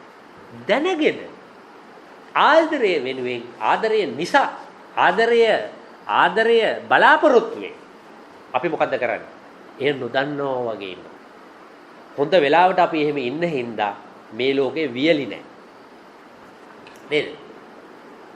එතකොට දැන් බලන්න දැන් මෙන්න මේ නොදැනුම ignorance එක. මේ බලන්න ආදරයේදී මිනිස් සම්බන්ධතාවවලදී මේ ignorance එක. අඥානේ agnostic ඒ කියන්නේ නොදැනුමක් නෙමෙයි. දැන් අපි හැම වෙලාවෙම හිතාගෙන ඉන්නේ දැනුමකින් තමයි අනිත් මිනිසුන් ආශ්‍රය කරන්නේ කියලා. නමුත් අපි වශීකృత ලෙස ආදරය කරනකොට තව කෙනෙකුට සමීප වෙනකොට නොදැනුම තමයි අපේ ඒ සම්බන්ධේ මෙහෙවන්නේ. මෙතනදී මේ ස්වර්ණාභරණය එහෙම නැත්නම් මෙතනදී මේ ජුඩිගේ මාලය වැඩ කරන්නේ මේ දෙන්නගේ දැක්ම සංකේතවත් කිරීම. මේ දෙන්නගේ නොදුනුවත්කම. අපි එක වාක්‍ය වලින් මම ලියුවා මෙන්න මෙහෙම. ස්වර්ණාභරණ කියන්නේ ඒ අනුව දැක්ම වෙනුවට එන රූපකය. මෙටාෆර් එක. ඒ හරහා තමයි ජුඩි සහ ස්කොටි අතර සංවේදනයක් සිදු වෙන්නේ. ඒ අපට පේන්නෙත් නෑ, එක්කෙනෙකුට අයිතිත් නෑ. ඒ හරහා තමයි භූමිකාවන් එකිනෙකාට හෙළිදරව් වෙන්නේ. සැක කිරීම අතාරින්නේ. මේ කිව්වේ මේ වගේ රිවිලේෂන් ඉංග්‍රීසියෙන් මේ ආගමේ කියන්නේ අර හෙළිදරව් වීම කියලා කියන්නේ. දැන් බලන්න ඒ දෙන්න ඉස්සරහට ඒ වෙලාවේ ආව ගමන් සම්පූර්ණයෙන් දෙන්නම දෙන්නව දාන්න. ඇත්තටම ජුඩිට ඕනේ තර භූමිකාවෙන් අයින් වෙලා ආදරය කරන්න. දෙන්නම දෙන්නගේ ඒ දැනගෙන මොකද කරන්නේ? දන්නේ නැහැ වගේ. ඇයි දන්නේ නැහැ වගේ ඉන්නේ? සරල නැහැ. දන්නේ නැහැ වගේ හිටියේ නැත්නම් ලව් එක ඉවරයි. ඒ නිසා දන්නේ නැතිකම දිගටම මේන්ටේන් කරන්න. අන්න ඒකයි වැදගත් දෙය. තවත් සරලව මම කියන්න මේක පොලිටිකල් වැලියු එක. ඔය හැම තක්කඩියම මේ කාලේ නර්මවාදියෝ කියලා කියනෝනේ. මම කිව්වා ඊට පස්සේ ඉතුරු වුන් දිගට හරහාට කියන්න ගන්න ඕනේ. නිකනුක් කියනවා ටෙනිස් බෝල් ගහනවා වගේ කියනවා. මොකට කියනවද කියලා උන් දන්නේ නැහැ. දැන් කල්පනා කරලා බලන්න ඇයි මිනිස්සු නර්මවාදී වෙලා ඉන්නේ? දැන් මම ඒ කෑල්ල නර්මවාදී මිනිස්සු නර්මවාදී කියලා කිව්වා. ඔහු දන්නවා නමුත් ඔහු දන්නේ නැහැ වගේ ඉන්නවා. ඒ කියන්නේ එහෙම කිව්වට පස්සේ සියලු දෙනා මගේ යාළුවෝ මිතුරෝ මාළුවෝ බල්ලෝ පූසෝ කපුටෝ ඔක්කොම නර්මවාදයේ සිනිසිසම් කියලා කියනවා. හරිම සිනිකල්නේ ඇටිටියුඩ් එක සිනිකල් ඇටිටියුඩ් එකක් නේ ඔන්න ඕවා කියනවා. හැබැයි දැන් ඉතුරු කෑල්ල මම කියලා නැහැ. දැන් මේ ජිජ්ජක් කරනවා මේවා කියලා එක ලොකු ලිපි ලියනෙව්. දැන් මෙතනක් තියෙන සමහරලාට අම්මට හොඩු මේ ලිපිය ලියලා මෙයා සෑහෙන දන්නවා ඇතිනේ. දැන් බලන්න මම මේ දෙවෙනි වාක්‍ය කිව්වම බලන්න කොයිතරම් මෙයක්ු මේ මං කියන දේ මත රඳාපවතිනවද කියලා. දැන් මම අහන්නේ සරල දෙයක්. හරි. මුන්ට හිතන්න පුළුවන් නේ එක එකාට ලංකාවේ. උන් කල්පනා කරන්න ඕනේ දැන් මේ මෙයා කියනවා නර්මවාදියෝ කියලා. නර්මවාදියෝ කියන්නේ යමක් දන්න දේ මේන්ටේන් කර ඉන්නවා. මොකටද යකෝ එහෙම ඉන්නේ කියලා හිතන්න බෑ. දැන් අද වෙනතුරු කවුරුත් ඒක හිතලා නැහැ. නිකන් කියනවා නර්මවාදයේ කියන එකේ ඊළඟ අර්ථය තමයි නර්මවාදියා එහෙම ඉන්නේ විනෝදය වෙනුවෙන්. නේද? යම් කිසි විනෝදයක් සාහිතික වෙනවා. දැන් මෙතනදී අපි කියනවාද මෙතනදී ස්කොටිටයි ජුඩිටයි මේගොල්ලෝ සිනික්ස්ලා කියලා. නෑ. ලවස්ලා. ආදරවන්තය. ඇයි ඒගොල්ලා ඒක කිරීමෙන් ඒ දෙන්නට විනෝදයක් හම්බ වෙනවා. ඒ දෙන්නව රස විඳින්න ඒ දෙන්නට විනෝදයක් හම්බ වෙනවා. එතකොට සිනික් කෙනෙක් කියලා කියන්නේ පවතින ට්‍රුත් එක දැනව ප්‍රතික්ෂේප කරනවා. දිසාවල්. එයා ප්‍රතික්ෂේප කරනවා. ඇයි ප්‍රතික්ෂේප කරන්නේ? සිස්ටම් එකෙන් එයාට ලැබෙන විනෝදයක් නිසා. මම දන්නවා ඇත්ත වශයෙන්ම මට ගැහුවේ හිස් වතුර බෝතල් වලින් කියලා. හැබැයි කවුරු හරි කියනවා නම් මට ඉස්පිරිතාලේ යන ප්‍රමාණයකට කවුරු හරි ගහලයි කියලා. ඉතින් මම මොනව කරන්නද? මම මොනව කරන්නද ඊට පස්සේ? මට තියෙන්නේ මේ විනෝදය අත්පත් කරගන්න. මේ විනෝදය රස විඳින්න. ඒක තමයි මේ විනෝදයේ විසින් මේ කාලේ සමාජය සංවිධානය කරනවා කියන්නේ ඕකට. අර්ථය විසින් නෙවෙයි. කවුරුත් දැන් ගිහලා චෙක් කරලා බලලා කවුද අපෝ ගැහුවේ? දැන් මොකක්ද එතන උනේ? ඇයි අපෝ මේ පොලිස් පරීක්ෂණයක්වත් වෙන්නේ නැත්තේ? කියලා එහෙම අම්මට උඩ දැන්නේ අපෝ තේරෙන්නේ ඒක. ඇත්ත තමයි පොලිස් පරීක්ෂණ නෑ. ඔව්. ඉතින් හිස් වතුර බෝතල් වලින් ගැහුවම කාටවත් මේ පොලිසිය පොතේ නෑ. එතනින් එහාට යන්න. මෙන්න නර්මවාදය කියන්නේ මොකද්ද? විනෝදය රස විඳීම නේ. මේක පර්වර්ට් කෙනෙක් එක විදිහකට කරනවා, හිස්ටරික් කෙනෙක් තව විදිහකට කරනවා. දැන් ඊළඟට අපිට කතා කරන්න පුළුවන් ස්ටැන්ලි කවෙල් කිව්ව නොදන්නා ස්ත්‍රිය unknown woman කියන එකේ අර්ථය මොකද්ද කියන එක. මෙන්න බලන්න පිරිමියෙක් ඇයි නොදන්නා ස්ත්‍රියකට ප්‍රේම කරන්නේ? මෙන්න උත්තරේ. ඇයි ස්ත්‍රියක් හැම වෙලාවෙම හොයන්නේ නොදන්නා ස්ත්‍රියක්? දැන් බලමු සමහරු ඉන්නවා ඔය මේ දැන්නීම් දාලා මංගල දැන්නීම් දාලා අරමිය ගෑනුව හොයන්න යන කට්ටියක් ඉන්නවා ලංකාවේ. ඒ කට්ටිය දන්නේ නැහැ කියන එකක් තමයි මේ මම දන්න කෙනෙක් ඉන්නවා මේ බැලුවා මේ දැන් මේ කඩවත පැත්තේ මේ දැන් වටේම මේ වර්ග කිලෝමීටරයක් වටේම ඉන්න කට්ටියෙන් අහන කෝල්ලක් දාලා කවුද කියලා. ඉතින් එක එක්කෙනා එක එක බහුබුත කතා කියනවා මේම ඒගොල්ලෝ ගාරාජ් එකක් තියෙනවා ඒ කාලේ අස්වැක් හිටියා ඒකේතර අනවශ්‍ය දේවල් වුණා කියලා අපෝ එකේ පායනවා. දැන් ওই විදිහට තමයි මේ ගෑනු ගැන හොයන්නේ යන්නේ. ඕගොල්ලෝ කවදාවත් විශ්වාස කරනවද ගෑනු කවුද කියලා හොයාගන්න පුළුවන් කියලා ඔය කාටවත් සිම්බොලිකලි බෑ. මොකද හේතුව? සැබෑ ගැහණිය ඉන්නේ සංකේත ලෝකේ නෙවෙයි. අපිට. ඇයි ෆැන්ටසි යන්නේ තියෙන්නේ? ඒකෙන් එළිය කියලා හිතන්නේ. හොයන්න බෑ ඒගොල්ලන්ට. නේ? මෙන්න ස්ටැන්ලි කවෙල් දෙන උත්තරේ. බලන්න මේක හරිද කියලා. නොදන්නා ස්ත්‍රිය යනු නම් ප්‍රවාදයේ යනු ඇය ගැන යම් දිනක දැන ගැනීමට නොවේයි අපි එවැන්නෙක් සොයන්නේ. ඒ ඇයගේ නොදන්නා බව ගැන නමුත් ඇයගේ නොදන්නා බව ගැන හිතීම තමයි අපිට අවශ්‍ය වෙන්නේ. මේක ටිකක් ක්‍රිස්තියානි ආගමේ ඉන්න අය දන්නවා. ක්‍රිස්තියානි ආගමේ කියන කතාවක් අසල්වැසියාට ප්‍රේම කරන්න. ඒ කියන්නේ මොකක්ද දන්නවද? අසල්වැසියාට ප්‍රේම කරන්න කියන්නේ වැටක් පැනලා ඉවිල්ලා අල්ලපු ගෙදර මිනිස්සුන්ට ප්‍රේම කරන්න කියලා නෙවෙයි. ඔබ අසල්වැසියා ගැන ඕනවට වඩා හොයන්න යන්න එපා. එයාගේ නොදන්නා තැනක් ඉතුරු වෙනවා. අර වොයිඩ් එක වගේ. අපිට හොයාගන්න බැරි දෙයක් ඉතුරු වෙයි. ඉතුරු වෙන දේ මොකද්ද කියලා හොයන්න යන්න එපා. එහෙම ඉන්න හොයන්න නැතුව ඉන්න. එතකොට එයා ඔයාට ආදරය කරයි. ඔයත් එයාට ආදරය කරයි. අපේ මේ වෙලාවේ ගෝලීය ධනවාදී ආර්ථික ක්‍රමයේ තුල අනේකා සම්බන්ධයෙන් අපිට තියෙනවා ප්‍රවේශ දෙකක්. එකක් තමයි අනේකාව කඩාගෙන බිඳගෙන ඇතුළටම ගිහිල්ලා පොම්ප දාලා හොයන්න යන ක්‍රමය. ඒකට අපි කියනවා ෆන්ඩමෙන්ටලිසම්. මූලධර්මවාදය කියලා කියන්නේ ඒක. දෙමළගේ අස්සට ගිහිල්ලා කිලිනොත්තියට ගිහිල්ලා කිලිනොත්තියෙන් මුලති වලට ගිහිල්ලා ඒ කැලෑ අස්සට ගිහිල්ලා කවුද මේ දෙමළ? ඒකේ සාරය මොකද්ද? ඊට පස්සේ බලනවා අහුණා ප්‍රභාකරන්. අහුවෙලා ඊට පස්සේ මොකද්ද කරේ? කලිසම් ගැලෙව්වා. ඇඳුම් ගලෙව්වා. ඊට ලංකට් එක ගලවන්න විදිහ නැහැ ගැලවන. ඒකත් ගලවලා බලන්න පුළුවන් නම් ඒකත් ගලවන. මේ හොයන්නේ මොකද්ද? අනේකාගේ සාරය කොහෙද යකෝ තියෙන්නේ? මේක ලබ්බෙද තියෙන්නේ හරියද වේද කියලා. ඉතින් අපිටම ලැජ්ජ හිතලා ඒක නතර වුණා. මෙන්න දෙවෙනි ක්‍රමය. ඔකට ෆන්ඩමෙන්ටලිසම්. හරිනේ චම්පි කළා විමල් විරන්සලා හොයන්නේ ඒකනේ. අනේකාගේ සාරය. ඔන්න ඉතින් එක එක බහුභූත මේ මොනවාද මේ විකාර මේ අපි කියන්නේ මොකක්ද ඒකට මේ උමතු කතා ඒ කියන්නේ මේ කුමන්ත්‍රණ න්‍යායන් නේද ඇමරිකාව කුමන්ත්‍රණය කරනවා ආරු කුමන්ත්‍රණය කරනවා මූ කුමන්ත්‍රණය කරනවා මේ පැත්තේ තියෙනවා අනිත් එක ලිබරල් එක රාජ්‍ය විජේසිංහලගේ ක්‍රමය ඒ ක්‍රමේ හරිම සුමටයි හැම වෙලාවෙම අනේකාට අඩියක් ඈතින් ඉන්න මේ අනික් ක්‍රමය හැම වෙලාවෙම අනේකාට අඩියක් ඈතින් ඉන්න ඔබ ලිංගික සමතතා පවත්වන ස්ත්‍රියක් ඉන්නවා නම් එහෙම නැත්නම් පිරිමියෙක් ඉන්නවා නම් එයා එක්ක පවා බාත් รู දෙකක් තියාගන්න. මොකද පණුව වර්ග මාරු වෙන්න පුළුවන් එයාට මෙයාට ඒ නිසා පණුවන්ව පවා දෙපැත්තට දාගන්න. ඒක තමයි ලිබරල් ක්‍රමය. ඒක අනේකාට ඕනේ මගුලක්. මොකද මගේ එක උට කියන්නේ නැහැ උගේ එක මට කියන්නත් නැහැ. හරිනේ. ඒකේ හොඳම සම්බන්ධය තමයි ලංකාවේ ලිබරල් සම්බන්ධයේ උත්කෘෂ්ඨවත්ම දෙන්න තමයි සුනේත්‍රා බණ්ඩාරනායකයි පාක්‍යසෝති සරණෝත්තු. ඒ දෙන්නගේ හමු වෙන්න අවශ්‍ය වුණාම කෝල් එකක් දාලා අනිත් එක්කෙනාට කියනවා මට අද පාළුවේ ඔයා එන්න කියලා. එතකොට අරයත් කියනවා මට අද පාළු නැහැ. නමුත් ලිබරල් තාක්ෂණයට අනුව ඔබට පාළු නිසා මම එනවා. එතකොට මම ඔබ උල්ලංඝනය කිරීමක් නෙවෙයි. ඔබේ කැමැත්ත ඇතුව තමයි මම එන්නේ කියලා. එතකොට සුනේත්‍රා කියනවා ඔව් අද ඔයා එන්නේ මගේ කැමැත්ත අනුව. ඔයා මාවාද ඉවසීම ගැන මම ගොඩක් සතුටු වෙනවා කියලා. ඒක තමයි උපරිම ලිබරල් වාදයට අනුව තියෙන පුළුවන් ප්‍රේමය. කවුරු හරි කැමති කෙනෙක් ඉන්නවා නම් අනාගතය අනුගමනය කරන්න. දැන් අපේ ප්‍රේමය එහෙම නෙවෙයි අපිට බනිනවා අරුවා මේවා මූසලයා කියනවා අරුවා මේ අපේ එකේ මේක ෆැසිස්ට් ලව් අපේ ළඟ තියෙන නේ.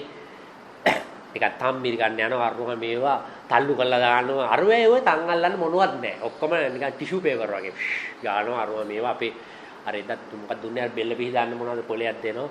ඊට පස්සේ ඒක ෆ්‍රිජ් එකක දානවා දාලා බෙල්ල පිහි දානවා අන්න ඒ වගේ ලිබරල් ප්‍රේමය නේ. අපේ ඒවා එහෙමනේ බෙල්ල හපන්න යනවා උහුරු දඬු හපන්න යනවා ටටාස් ගාලා ගහනවා ෆැසිස් ලව්. එතකොට ෆන්ඩමෙන්ටලිස්ට් ලව් එකේ දජබංගය කරන්න බෑ. ඒ කියන්නේ හැම උඹලා හොයලා බලන්න හැම වෙලාවෙම මූලධර්මවාදීන්ගේ ලිංග සමතා පවත්වන්න යනකොට කලින් යනවා. අරක යන්නේ නැහැ. ඒක යනවා යෝගට් කෝප් එකට යවන්නේ. මොකද ඒක පවා අනේකාගේ සීමාව උල්ලංඝනය කිරීමක් ශුක්‍රාණු යැවීම පවා. ඒ අනේකාගේ ෆීල්ඩ් එකක් නේ. අපිට මගේ ෆීල්ඩ් එක පුරුෂ ලිංගය. මේක ශුක්‍රාණු එහා පැත්තකට යනවා කියලා කියන්නේ බෝඩ් එක කඩාගෙන. ඒක අනේකාට අයිති බෝඩ් එකක්. ඒ බෝඩ් එකට අවසර නැතුව යෑම ජුලියන් අසාන්ජ්ට වෙච්ච දේ. වැඩේ කරන්න මට පොඩ්ඩක් වගේ දැනන ගන්නවා කොණ්ඩම් එක කැඩිලා වගේ. කරුණාකරලා නවත්තන්න. අරුණට විදිහේ වෙලා නවත්ත ගන්න බැරි වුණා. මිනිහා දිගටම කරා ස්ත්‍රී දූෂණ චෝදනාවකට ස්වීඩන් පොලිසියෙන් සිතාසියක් ආවා. ඒක තමයි ලිබරල් ප්‍රේමය නේද? ඒතකොට ප්‍රේම වර්ග තුනයි ලිබරල් ප්‍රේමය, ෆන්ඩමෙන්ටලිස්ට් ප්‍රේමය, ෆැසිස්ට් ප්‍රේමය. නේද? පැහැදිලි නේද කියන්නේ? හරි. ඊළඟට දැන් පැහැදිලි ඇති රොත්මන්ගේ උපන්යාසයට අනුව අන්නෝනුවන. ඒ කියන්නේ දන්නේ නැති ස්ත්‍රිය කියලා කියන්නේ නොදන්නා බවට දෙන විවෘත භාවය, ඕපන්නස් එකක්. මේක හරි වැදගත්. දේශපාලනයේදී අතිශය වැදගත්. මොකක්ද මේ වැදගත් දේ? බලන්න දේශපාලනයේදී හැම වෙලාවෙම හැමෝටම කෙලවෙලා තියෙන්නේ මොකද කියලා? අනේකාගේ ආශාවේ ප්‍රහේලිකාව විසඳන්න යනවා. මේ කියන්නේ ඒකයි. මේ රොත්මන් කියන්නේ ස්ටැන්ලි කවෙල් කියන්නේ ප්‍රේමේදී දන්නාශ්‍රියක් වෙනුන නොදන්නාශ්‍රියක් එක්ක සම්බන්ධ වුණාම ඇගේ ආශාව අපි දන්නේ නැහැ. ඇගේ ආශාව දන්නේ නැහැ. ඇගේ ආශාව දැනගත්තොත් මොකද වෙන්නේ? පුරාවිද්‍යාවට තමයි ඇතුල් වෙන්න වෙන්නේ. පුරාවිද්‍යාව හොයාගෙන යනවා මොකද්ද කියලා. අපි වඩා ආදරය කරන කෙනෙකුට කොහොමද? අපි දන්නේ නැත්තම් එයාගේ ආශාව. ඒ විවෘත භාවයේ තියාගන්න. ඒ තියාගත්තොත් තමයි ප්‍රේම කරන්න පුළුවන්. අපි කොහොම හරි මේක සූත්‍රයකට ගෙනල්ලා y = mx ධන c වගේ එයාගේ ආශාව y = mx ධන c ටක් ගාලා x එකයි y එකයි x එක ගත්තා ගැහුවා රේඛාවක් ගහලා මෙයාගේ ලබන අවුරුද්ද ලව් එක මෙන්න මේ වගේ කියලා එහෙම ගහන පිස්සෝ ඉන්නව ලංකාවේ. අපි මෙතන මේ යෝජනා කරන්නේ දන්නේ නැහැ කියන තැනක ඉඳීම තමයි වැදගත් කියලා. දැන් ස්කොටි ජුඩිට ආදරය කරන්නේ අර දැනුම ප්‍රතික්ෂේප කිරීම නිසා. ඒ කියන්නේ මොකද්ද ඒ දැනුම? මෙයා මිනිමරුවෙක්. එයා ඒ දැනුම මෙයාට දෙනවා. සිම්බොලිකලි දෙනවා. ඒ කියන්නේ ඔන්න ඔයා දැනගන්න මම මිනිමරුවෙක්. ඒ අරයා කියනවා මට ඕනේ. ඔක සිම්බොලික් නේ. මට ඕනේ ඔයාගේ ආසාව දන්නේ නැති කෙනෙක් කරවා කියලා. ඒක තමයි ප්‍රේමය. එතකොට ඒ නිසා අපි දැනගන්න ඕනේ ජුඩි වගේ කාන්තාවක් කියලා කියන්නේ මේ වගේ සමාජයක තියෙන මේ වගේ සමාජයක සීමාව. ඒක තමයි හේගල් කියන්නේ මෙවැනි සමාජයක උත්ප්‍රාසය ස්ත්‍රිය කියලා. අයිරොනි එක ස්ත්‍රිය. ඇයි මේල් ඩිසායර්ගේ ලිමිට් එකනේ. කියන්නේ මේල් ඩිසායර්ගේ ලිමිට් එක තමයි දන්නේ නැති කෙනෙකුට ආදරය කිරීම. ගැහණියක් නොදන්නා ස්ත්‍රියක් අප ඉදිරියට ඇවිල්ලා යම් කිසි තිරයකට පිටුපස ඉඳලා තිරේ ඉහළ පහළ යවනවා නම් පිරිමියෙකුට කළ හැකි හොඳම කෘතගුණ සැලකීම මේක නෙවෙයි. පිරිමි ආසයකට යම් හොතර හොයලා බලන්න කියලා මම එච්චර වැඩිපුර කියන්නේ ගත්තොත් ඔයගොල්ලෝ ප්‍රේම කරන්න බැරි වෙනවා. ජුඩිට අවශ්‍ය වන්නේ ස්කොටි සමග එකතු වීම. ජුඩි Tamanගේ අනන්‍යතාවය අතහරිනවා. ඇය දන්නවා පුරුෂයාගේ බලය කියලා කියන්නේ මිත්‍යාවක් කියලා. සමාජයේ ඉදිරිපිට පිරිමියෙක්ගේ රහස හෙළි කරන්න බෑ කියලා ඇය දන්නවා. ඇත්තටම ඇයට අවශ්‍ය මොකද්ද? ආදරයේ අත්විඳිය හැක්කේ සිදුවිය නොහැක්කක් ලෙසයි. ඒ ලව් කියන්නේ ඉම්පොසිබල්. ඒ කියන්නේ නියම ලව් කියන්නේ ඉම්පොසිබල් යක්. මේ වර්ටිගෝ චිත්‍රපටිය පෙන්වන්නේ ඒක. ඒ දෙන්නගේ රහස කියන්නේ.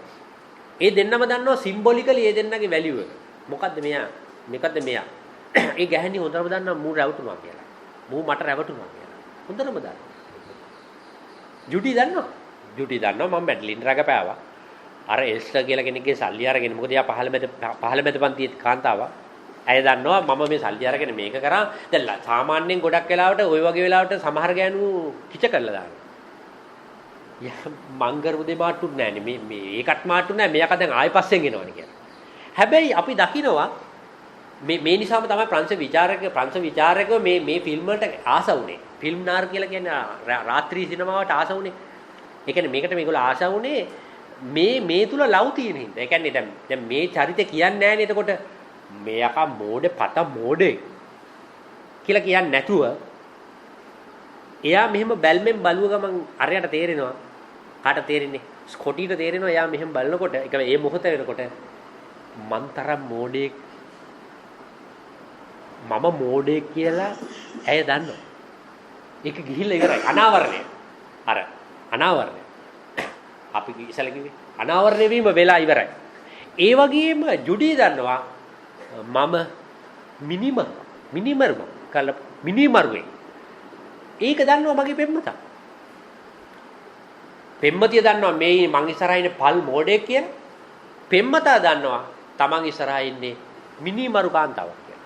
ඒ දෙන්න මේ සිම්බොලික අනන්‍යතාවයන් දෙකම ප්‍රතික්ෂේප කරලා ඒ දෙන්න එකතු වෙන මාර්ගයක් හදනවා ගේස් එක හරහා. දැක්ම හරහා. අනාගතයේ දෙන්නට එකතු වෙන්න. ඒ එකතු වීමට අපි කියනවා විනෝදය කියලා. දැන් කෙනෙක් අහන්න පුළුවන් ඇයි මේ ගේස් එක නිර්මාණය කරන්නේ? මොකටද මේ ගේස් එක නිර්මාණය කරන්නේ? එන්ජොයිමන්ට්. එන්ජොයිමන්ට් කියන්නේ මොකද්ද? හැඟවුම්කාරකයේ තුල සිටින කෙනෙක් එහෙම නැත්නම් සීමිත ප්‍රමෝදයක් ලබන කෙනෙක් සීමිතත්වයේ තුල ඉඳගෙන අසීමිතත්වයේ වෙනුවෙන් අසීමිත දෙයක් ඇත කියලා හිතන එක. අන්න ඒකටයි විනෝදය කියන්නේ. නැතුව වෙන මොකක්වත් ඕක නිකන් විනෝදය කියලා මොකක්වත් සිම්බොලික් එකකින් එළිය නැහැ. සිම්බොලික් එක ඇතුළෙමයි තියෙන්නේ මේ දේ. සිම්බොලික් එක ඇතුළෙමයි. ඒ වගේම මේ ජොන් කොජෙක් තව චිත්‍රපටියක් ගැන මම එතන නවත්තනවා. පැහැදිලි කරනවා ස්ටෙලා ඩලස් කියලා. ඒ චිත්‍රපටිය නිකන් කෙටියෙන් කිව්වොත් තියෙන්නේ මේ ස්ටෙලා කියන කාන්තාව විවාහ වෙලා තියෙන්නේ ඉහළ පන්තියේ පිරිමියෙක් එක්ක. ස්ටෙලා ලස්සනයි. ඒ නිසා බඳිනවා. මේ විවාහය අසාර්ථකයි. දරුවෙක් ලැබෙනවා. දුවෙක්. ඒ දුවගේ කසාදයට යම්කිසි පිරිමියෙක් ඉහළ පන්තියේ හම්බ වෙනවා. මේ අම්මට ස්ටෙලාට හිතෙනවා මේ විවාහයට මම උදව් කළ යුතුයි. හැබැයි මම මේකට සහභාගී වෙ යුතු නෑ. මොකද මේ දැන් තමයි මගේ පවුලයන්ට රෙකන්සයිල් වෙන්න පුළුවන්. එහෙම නැත්නම් ඒගොල්ලන්ට එකතු වෙන්න පුළුවන් වෙලාව. මේ එකතු වීමේ මේ සමතික්‍රමණයේ තුල මම ඉවත් වෙන්න ඕනේ. සබ්ස්ට්‍රැක්ෂන්. මේක හරි වැදගත්. ලංකාවේ ඩයලෙක්ටික්ස් වල හැම වෙලාවෙම උගන්වනකොට කියන දෙයක් තමයි බලවේග දෙකක් හැපෙනවා. මේ දෙකෙන් හොඳ ගුණාංග එකතු වෙනවා. නරක ගුණාංග හැලිලා යනවා.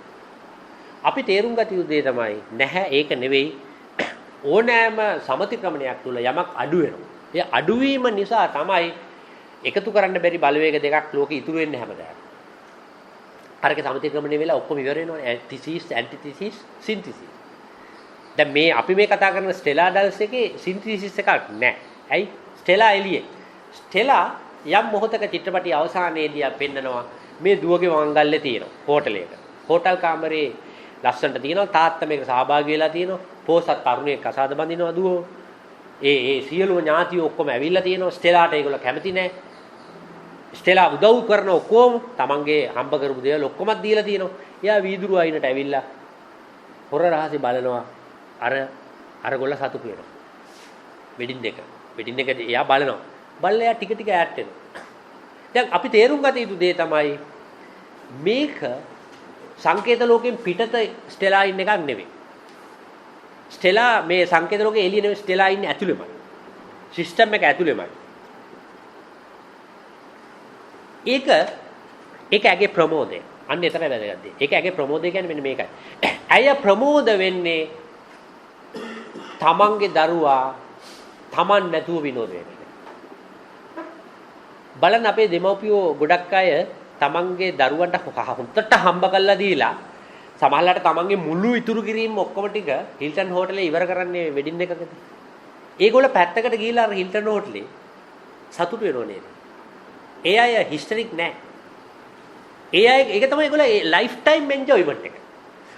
අද හරි සතුටුයි. මොකද අපි ගිහිල්ලා අහුවොත් එහෙම මේ වගේ දැන් අපිත් මේ ඒ වගේ දෙමව්පිය කෙනෙක් එක්ක ගිහිල්ලා අපිත් බීලා එයත් බීලා නම් ඉන්න වෙලාවක අපි ගිහිල්ලා අහුවොත් එහෙම කොහොමද තරත් අය කොහොමද මොකද හිතෙන්නේ දැන් නිවන් ගියා වගේ මට පුදුම සතුටක් තියෙන්නේ ලක්ෂ 45ක් හම්බුණා වරාය වැඩ කරා අවුරුදු 35 ජීවිතේ ඉවරයි කොල්ලා බඳිනවා ෆුල් ආතල් පුදුම ආතල්යක් තියෙන්නේ ජීවිතේ අදින් පස්සේ වුණත් ප්‍රශ්නයක් නැහැ මේක තමයි විනෝදය එතකොට අපි දැනගත යුතුයි චිත්‍රපටි හදන්නේ අඬන්න චිත්‍රපටි හදන්නේ විනෝද වෙන්න කියන එක අර චිත්‍රය වගේ චිත්‍රපටි හදන්නේ අර්ථ කතා කරන්න නෙවෙයි කියන එකයි මම කියන්නේ